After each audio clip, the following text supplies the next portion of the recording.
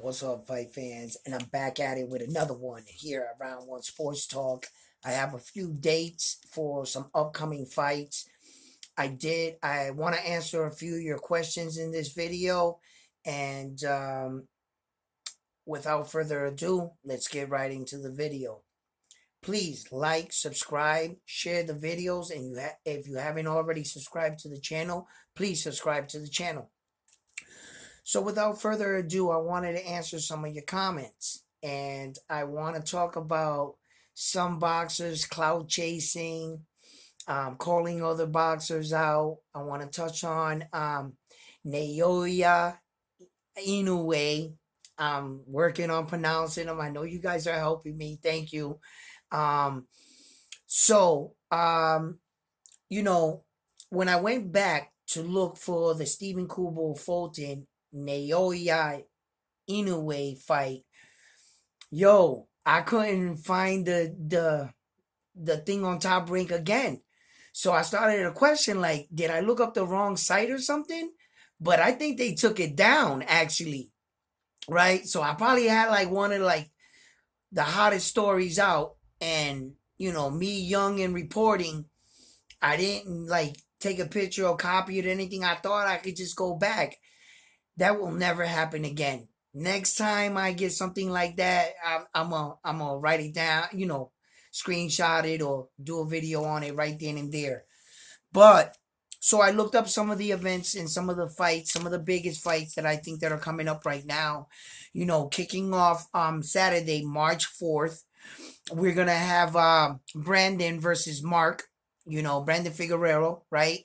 March 11, you got Hall of Famer Tim Zoo's son versus Tony Harrison. Now, that is an interesting fight right there because Tim Zoo, remember, he took step aside money from the Charlos, from the Charlo twin. He took step aside money so that he can fight, and he is the mandatory for the WBO. If you don't know what's going on there, the Charlo twin broke his hand. So he needed to provide a proof of his hand being broken to the WBO. He did that. They agreed. They approved it. They said, yes, your hand is broken.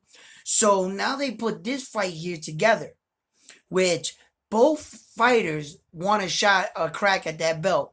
So that's going to be a real good fight right there. And Tim Tszyu is putting a lot on the line because, he wants to stay active. That's why, not sitting on the shelf waiting for the Charlo twin, so he has to fight Tony Harrison, and he's a worthy opponent. So that's a good fight. So I wanted to bring that down. That's March 11th. Right. We got March 25th. We got another big fight coming up.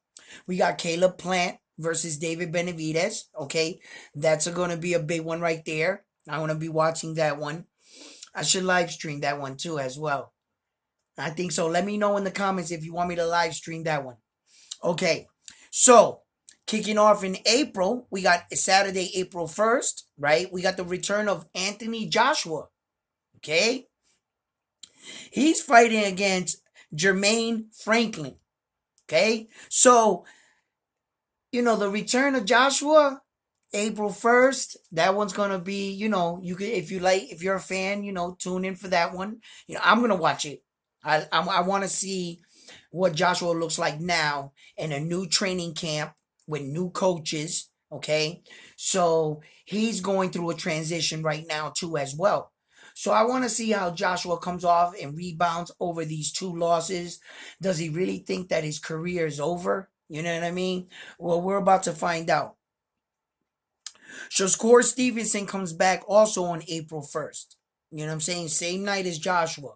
He makes his ring return. Shakur Stevenson. So be on the lookout for him on April 1st. So on April 8th, we got a couple good ones, right?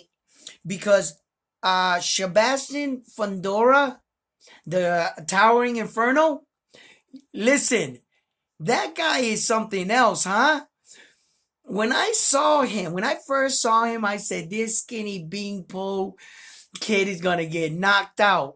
And man, he proved me wrong. He's a fighter. It shocks me that he doesn't use his reach as much as he should, right? And that he just gets in the inside and wants to mix it up. And fight after fight, every time I see him, I think he's gonna stand on the outside. No, he has a good chin, and he has relentless pressure. And for being that tall and be able to make that kind of weight, it's amazing. So I want to see on his next out. I want to see Sebastian Fundora. I want to see how he does. So and that's April 8th. Okay. So April 22nd is a big fight. On April 22nd, we have Javante Davis versus Ryan Garcia. It is a done deal. April 22nd, it is official. So on that same day, we're going to have Virgil Ortiz is also going to square up on April 22nd. Virgil Ortiz is going to make an appearance, and Javante Davis and Ryan Garcia.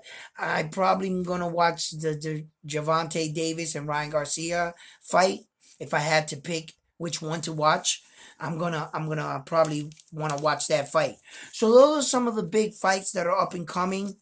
Um, I wanted to answer some of your questions about some fighters, and some fighters, how you can recognize a fighter that is clout chasing, and how you can recognize a fighter that is serious.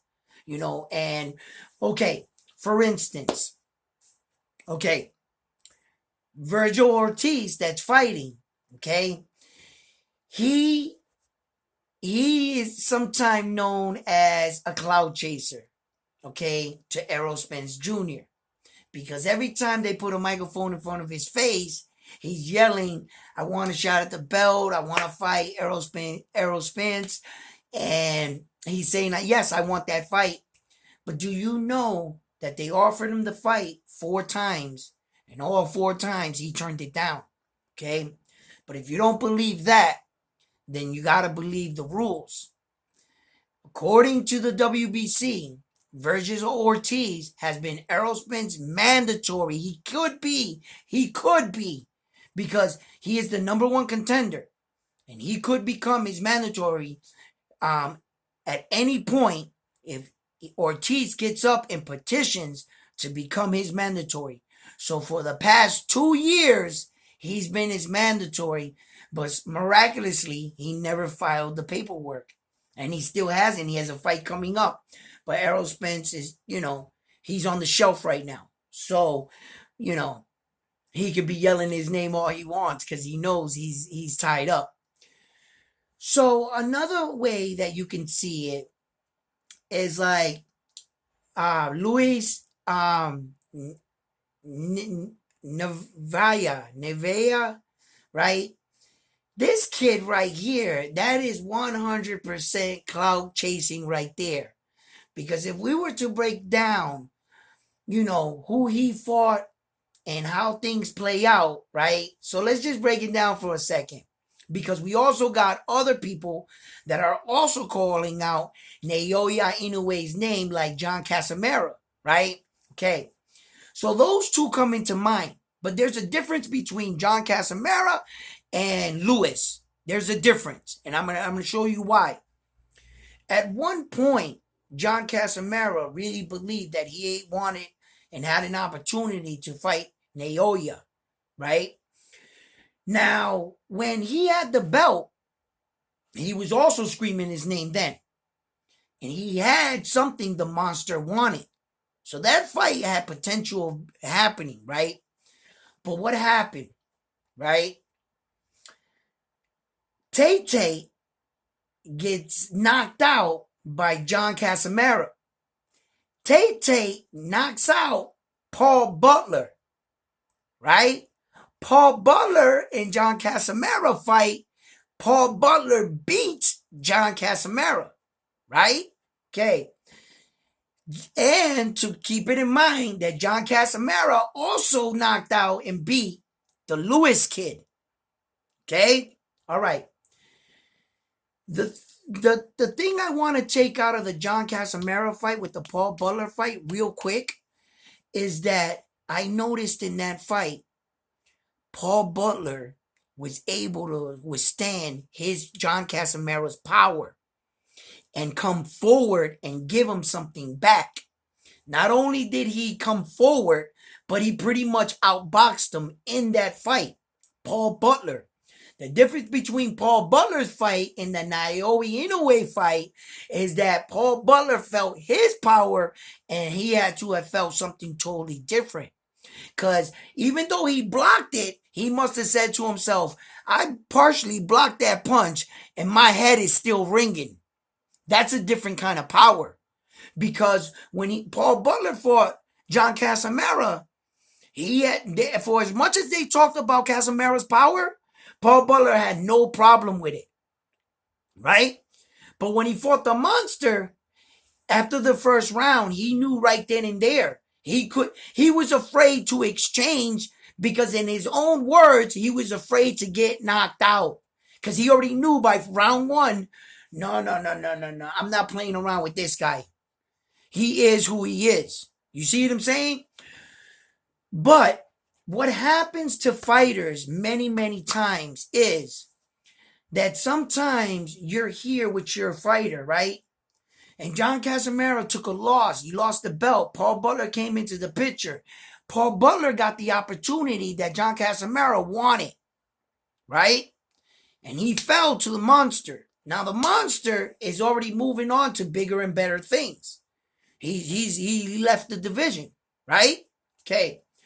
So John Casamara, him moving up to try to fight him, he's not going to get anywhere. He doesn't have anything that the monster wants. He don't own any belts. So if you don't got what he wants, belts, he's not looking backwards. So that's why I don't think that fight's going to happen. Unless somehow he gets somewhere and puts himself in a position, because I think the monster already passed him. And I'm not sure he can catch him right now, right?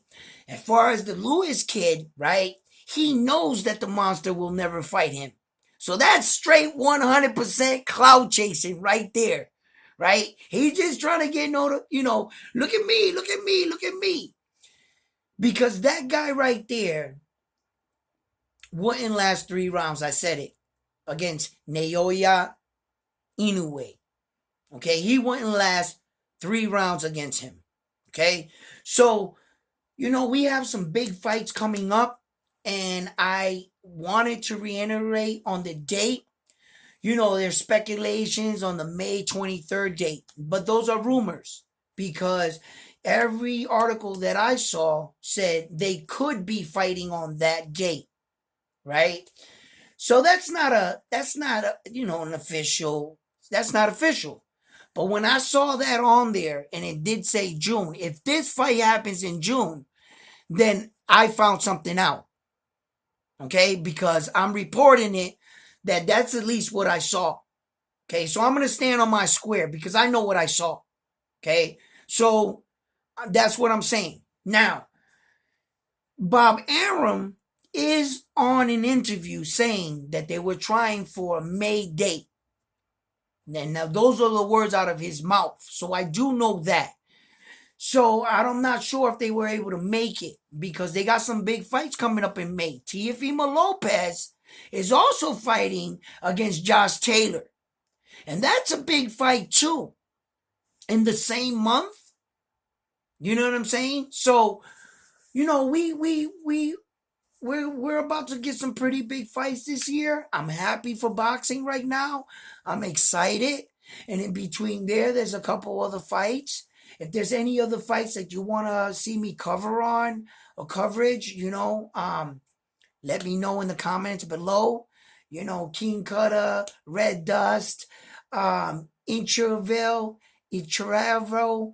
Man, I didn't want to mess up your name. I've been meaning to give you a shout out, but I just don't know if I'm saying it right. You guys know me, man. I got problems with names. I'm sorry, man. You know what I mean? But I will be working on that because I'm going to get an assistant, all right, to be helping me, all right? So look out for some bigger and better videos, okay? So, yeah, we have some big fights coming up. I'm excited. The Javante Davis against Ryan Garcia fight is actually happening. Ah, the more I think about that fight, the problem with that fight to me is that Ryan has not been active. Had he been active and had he took that fight like Tank Davis took in between, I would feel better for Ryan. Listen, I take nothing away from Ryan. That's a talented kid. He's fast as shit. Okay, he's fast. He's strong.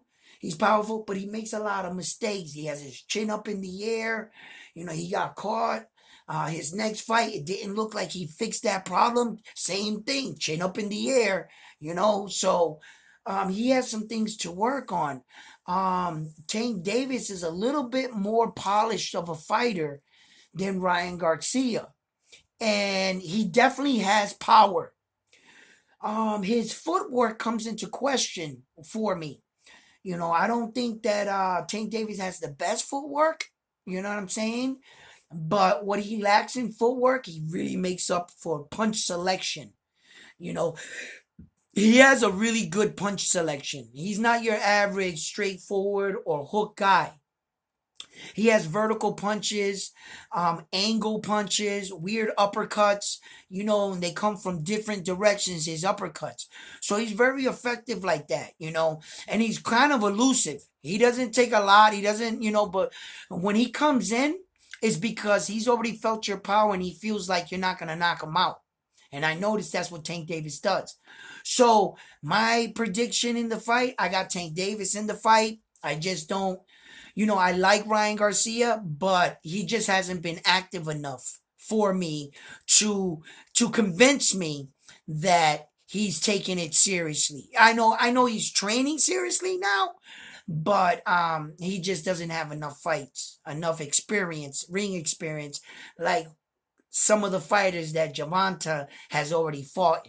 You know what I'm saying? So that's why I give him the slighter edge. And I'm going out on a limb here and taking Javante. Yo, what if Ryan knocks him out? That would be crazy, right? I'm just taking Javante in the fight, and I gotta remind you all this. As reporting, reporting on the fights and everything. I try to stay neutral. I give you who I like in the fight, who I would take in the fight, but I'm basically staying neutral on it. You know what I mean? I give you what I know, and I'm going to show both fighters love, and I'm going to leave it up to you on who you would want in the fight, you know? Um, and I'll just keep reporting on anything inside I find out, any updates, and I will get back to you. And right now, I got to fix my light situation. So listen, please like, subscribe, and I hope I answered some of your questions. On to the next one. Peace.